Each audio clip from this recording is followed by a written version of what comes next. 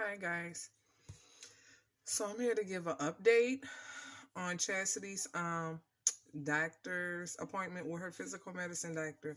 I told you guys earlier this week that she had gone in to get some x-rays um and it was some type of motion sensor testing. So basically they put all of these leads on her and all of these machines and stuff, and I think the computer, it can like sense where there's like damage in certain areas in her body, be it her feet, her legs, her knees, arms. I mean, they were all over. So then it would have her walk back and forth because it was like basically studying her movements. So she went through all of that, and all of the test results came back. So we were able to talk to the doctor today and see what was going on. So she is going to need surgery, um, more than likely this year. She's having issues with her feet. What's going on with her feet right now is that they're kind of turning. I think they're turning in. I don't want to say outward. I think they're turning in, and it's a specific term for it. I can't remember the medical term, but she's saying that they're going to have to more than likely do a bone graft. I've never heard of a bone graft before, you guys. I heard of a skin graft, but not a bone graft. But wherever, a different part of her body, they'll take the bone from and put it within her feet. And I think they're going to do that on both of the feet. One feet is worse than the other because she doesn't like keeping shoes on for a long time because of the deformities in her feet. Um, Also, I think they're going to do some tendon lengthening in her ankles and her abductors, right? So the abductors will be closer to her hip. I told you also about some hip deformities that she's having. Yes, ma'am. Some hip deformities. So I was asking her about the hip, but she was saying no hip surgery, but as close to the hip as possible. The area that's affecting the hip will be the abductors. So probably some abductor lengthening to help assist whatever is going on in her hip area. So that's three things. That's the feet, both of her feet, tendon lengthening, I think in the ankle area because they're too tight, and then up close, and I think in between her legs, up close to the hip area. Okay, and I think that's going to be the abductor lengthening. So we went over all of that, and I have to call the orthopedic doctor, I guess, to have like a consult. So I have to do that. Secondly, you guys, Chastity is about to turn 18, so I have to do guardianship, right? So I was in consult with a lawyer, and just not knowing. Like, I know that I need to do the guardianship, so I'm in the process of doing it right now. But just, it's so serious, you guys, that they're saying that I need to have it done, or she won't be able to, have the surgery until I have it done. And I think it's ridiculous because the child is freaking disabled. Like, I'm her parent. I've been taking care of her since she was born. And the fact that I need to pay an attorney to give me guardianship over my own child. I can see if it was like another relative or somebody like that. Don't get behind me with all that noise, little girl. If it was somebody else, like another relative or somebody else, but your own child, they want you to come out of pocket and pay for guardianship. And it's crazy because right now I'm the only person that could like speak up for her. I'm her only legal guardian that could speak up for her. So why do I have to pay? What do I have to pay to prove that I'm her parent and I'm the one that's been taking care of her?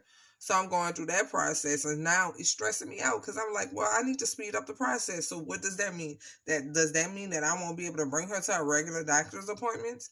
It's crazy, y'all. The stuff that you have to go through, it is so crazy. So that has me stressed out. I'm dealing with an attorney right now, and I sent them a message. I'm like, if you can't get this done by the time I need it done, then I'm going to have to go with somebody else. And for me, that's just going to mean more money. You know what I'm saying? Because if I'm just consulting with an attorney and I have you walking me through the steps and all the paperwork, if that's not fast enough, then hey, I'm gonna have to dish out more money for somebody else just to get it done ASAP. You know what I'm saying? Because I don't want this to affect her doctor's appointments and everything. I mean, she's not having the surgery like tomorrow because I don't want her to miss school. So more than likely, she won't have the surgery until like after May, when school is out. But still, that's not the point. She may need other stuff. Like, is it going to affect her medication, me bringing her to the doctor, certain stuff? It just doesn't make sense to me when you have this type of situation. I feel like unless the child is verbal and has the ability to say yay or nay, right? If the child has the ability to say, no, I don't want my parent over me, let me choose somebody else, that's fine. But we all know that Chasity mentally and verbally doesn't have the capacity to say that, because I've been the one taking care of her fully, majority, most of her life, all of her life, So it's like, now I have to pay an attorney to take care of her, just to say, oh, look, I have guardianship over my own child. It's crazy, y'all. It's crazy. So I have to deal with that. And it's just stressful. This is some of the stressors that comes with, like, being a parent to a disabled child. And, you don't hear people talking about a lot of stuff like this. You hear it when people get older, for, like, the elderly, power of attorney and stuff like that, but you never hear about guardianship. I've never heard about guardianship. It's just stuff that you don't really hear people talking about that much. I guess it would be geared more towards, don't touch that little girl, be geared more towards the disabled population. So, and it's just, y'all, it's just a bunch of stuff, right? It's just a bunch of stuff right now that I'm trying to juggle and get through with her. Like, I probably have to send her back to school. Right now, we're in the process. I don't want to send her back to school because of COVID, And she's so high risk, I feel like she could get it again, because there is really no protection for her or nothing stopping her from getting it again, right? And she brings it home and she gets all of us sick again. And then not just us, it's just the fact that she's high risk. And if she's high risk, why would I want her to keep getting COVID over and over again, So that, a caregiver, it's just so much stuff. Working, so I was working, if you go back to a prior video, and it tells you that I stopped doing the hours that I was doing and working a job. I was a CNA in a hospital, working 12-hour shifts plus overtime. But I would come home late, guys, and then like basically be gone all day. So there was no one to really assist with my daughter, and it was getting more strenuous. She was supposed to get, like, I think 4 hours a day of I think it's PCA, or with the company, they pay for them to come out. But then with COVID going on, they didn't have anybody to send out, so they were expecting you to find your own person. And if you don't have your own person, then it's just like tough. Well, we don't have anybody. We having an issue. We having a shortage because of COVID. So then I was like, well, it doesn't make sense for me to keep you if you can't do your job. And that's just sending somebody out here to take care of my daughter every day for 4 hours a day. I'm like, I'm not keeping her on y'all roster. Y'all not making money off of her, and y'all not doing y'all job. Y'all just sitting around waiting for me to find somebody. So it kind of defeats the purpose of the company, Just that, y'all, child. It's just a whole bunch of frustration going on right now. Nobody to help. People say they want to help.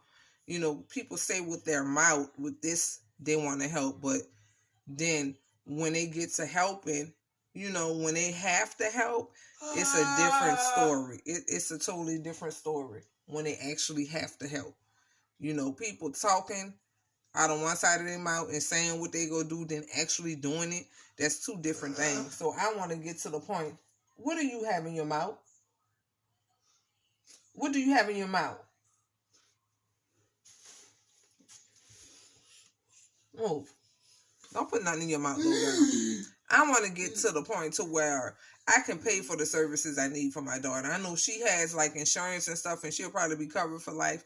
But wherever there's a lack, I want to be able to fill it in, because I honestly, I don't have time for this. I've always been an independent person, and I don't like waiting on people. I don't like the fact that giving people that much power over me that you feel like I need you for something. I'd rather pay a stranger out of pocket to do what needs to be done for me and my kids before I beg somebody to assist me, or let somebody assist me that has the attitude that they really don't want to do it. Oh, but I'm gonna go ahead and do it anyway just cause you asked. Nah, don't help me.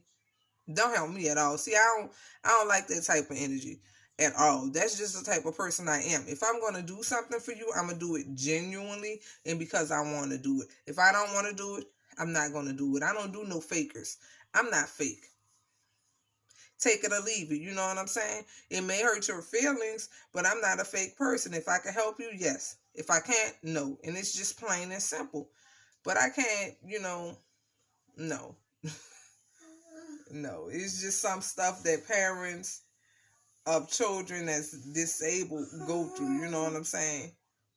If you don't have a good support system, it's very hard. It's very hard, You don't want, and even with my son, he's not disabled, but even with my son, it's hard. Like, I don't want just anybody around my children, family or not, because sometimes, in a lot of cases, family could be the worst type of people. I don't care who you are.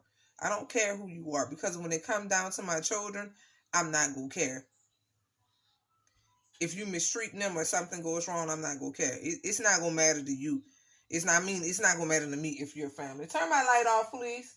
Chasity, turn my light off. I'm going to put you out my room. It's not going to matter to me, At the ending of the day, if you're not doing right by my kids, I'm going to look at you like just a stranger on the street. You know what I'm saying? Like, I don't care, So I don't have time. Like, I don't have time for that. That's why I'm working so hard, so I could do what needs to be done without all of these extra strings attached. I don't need all of that. You either go do it or you not. That's my attitude. You doing it or you not doing it. Yes or no. That's it. Don't give me no fake, oh, I'ma do it, cause you family, and I just feel like I gotta do it. No, you ain't gotta do nothing for me, honey. Nothing. So that's what we're going through over here right now. It is very, very stressful, And had I known this, like, I knew, but I didn't really know that they were that strict, that they would just stop a procedure because you don't have guardianship over your own child. That's just so silly, to me. It's silly. But I guess that's the rules, and that's their way of making money, especially when it comes down to a child like Chasity that's not capable of taking care of herself and nonverbal and just mentally and cognitively not capable of it. Like I said, they have some children that are disabled, but they're still able to function on their own and speak up for themselves and stuff. That's fine. You give them that choice. But when it comes down to children like Chasity who can't speak up for themselves and they already have a parent that's taking care of them all of their lives, you shouldn't have to go through that. You really shouldn't. What are they going to say? No? I mean, what? Like, it doesn't make sense. It doesn't, y'all. So that's just like, it's getting on my nerves. It's just something else. I know people think that, for me, I feel like people think that I always get stuff done, and that's because I have to get it done. I always do what I have to do. Yes, that's true, but that doesn't mean that I don't get frustrated. I get very frustrated in the process. A lot of these things, they're very overwhelming. Because I don't say anything doesn't mean it's not overwhelming. A lot of things, just having to go through the process will stress me out. And that's a long process. People don't realize going through the steps. Like, today was the doctor's appointment. Tomorrow she has a hearing, you guys. A hearing because they refused her a wheelchair. So I have to sit up here and talk to the insurance company about why she deserves a wheelchair. This has never happened in all of her 17 years. I don't know what's going on. I don't know if the physical therapist didn't write up a good enough report, what have you, whatever. But it's ridiculous. At this point, it's ridiculous. And the child is going to be out of commission for a while. So she needs a real sturdy wheelchair. She's basically going to be like living in a doggone wheelchair. She wants to get around with having basically a surgery. That's her whole leg. That's both of her feet, her ankles, her abductors. So that covers her whole leg. That's all of her legs. That's everything but her knees. So she's going to be out of commission, and you just want her to be in like a little folding wheelchair. That child is not going to be comfortable in that. Like, are you serious?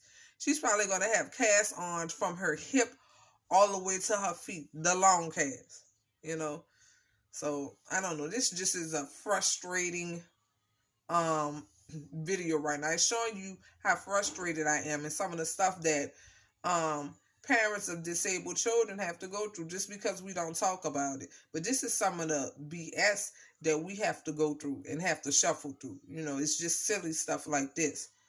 In order to properly take care of our kids, we have to go through just stuff like this. It's so frustrating. And then, like I said, not having a proper support system, So I'm pulling it. I'm carrying all of the weight on my back, both ways, everything, because I can't stop. If I stop, who are my kids gonna have? Not only do I have Chasity, but I have my son, and my son is very active in school. He participates in everything. He tries to participate in everything. The kid is never home, so then I have to support him also. He plays all these different sports. He's in all these different after school activities, and I 100% support my son, because I feel like when I was younger, I didn't have that, oh, you go ahead, I'm gonna pick you up, you go and get an activity to participate in. I didn't have that. I didn't participate in anything when I was at school because I didn't have anyone to like really back me up or pick me up. But with my son, I support him 100%. When he first started playing football, come here, Chasity.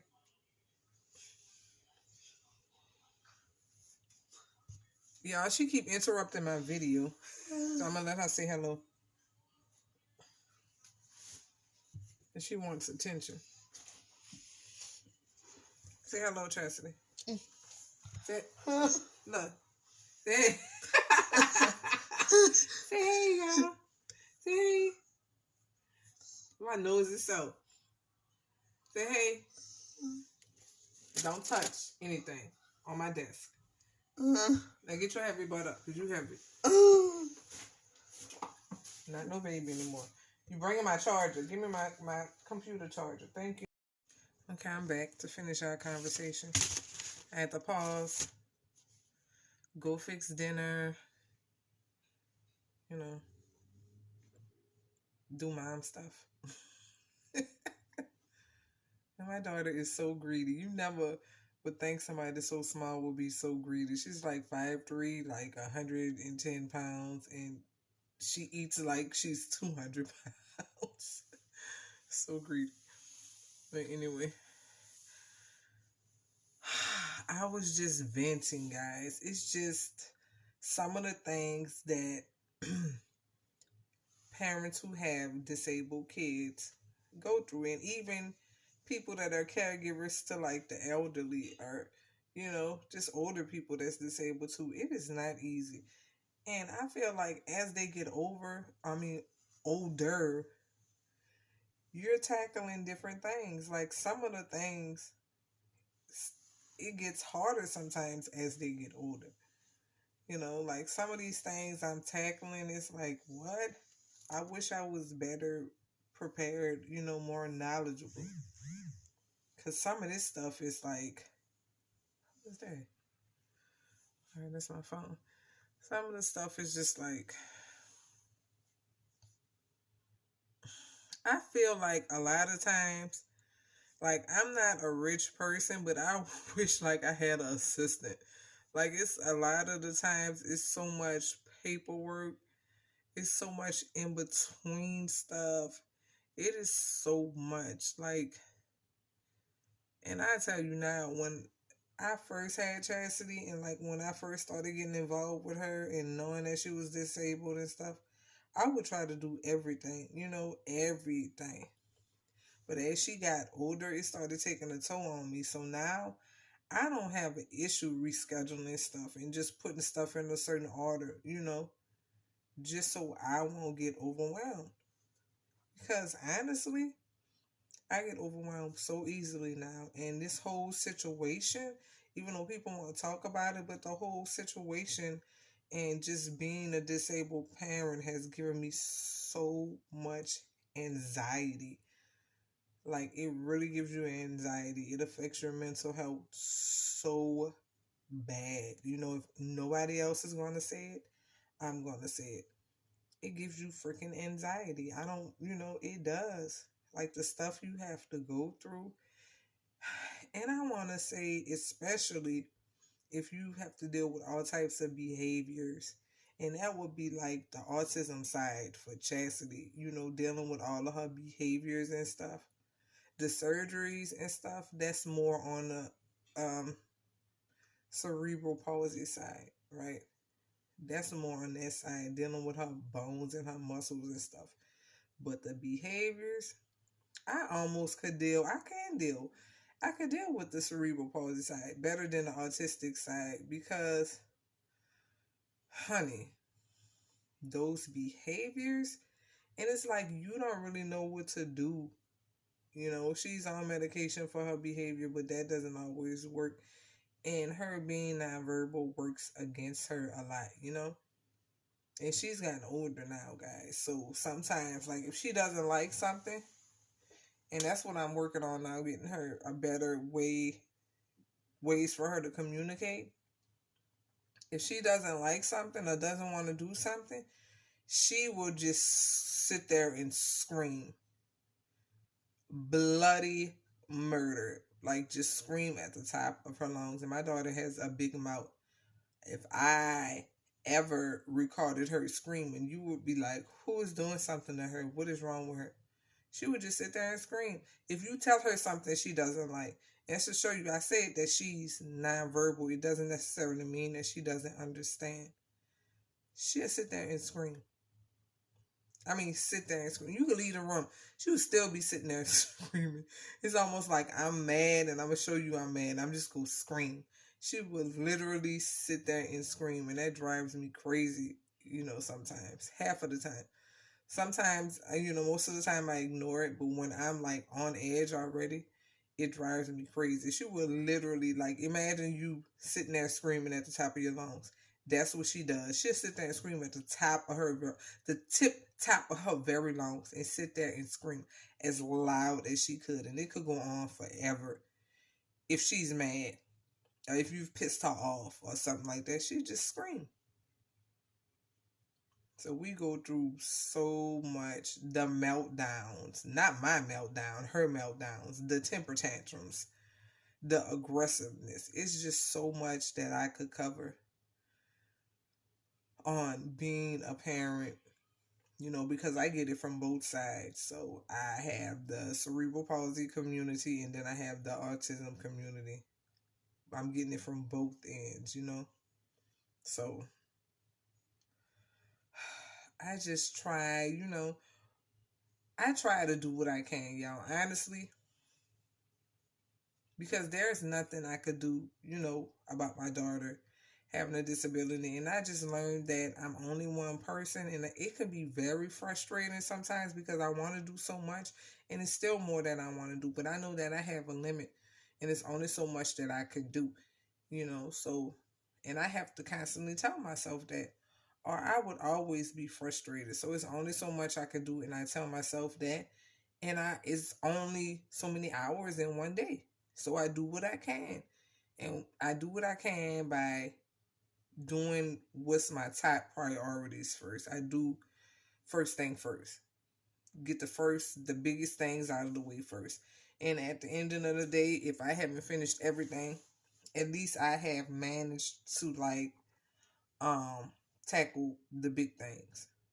Because I would absolutely drive myself crazy. And like I said earlier, sometimes I even reschedule some stuff just for my own sanity. Because I've been doing this so long. My daughter is almost 18 years old. She's been disabled all her life. So you have to realize the effect it has on your mental, on your psyche. It has an effect. That's just like people working in a hospital. You can't tell me, even you could work in a hospital, right? Say if you're a nurse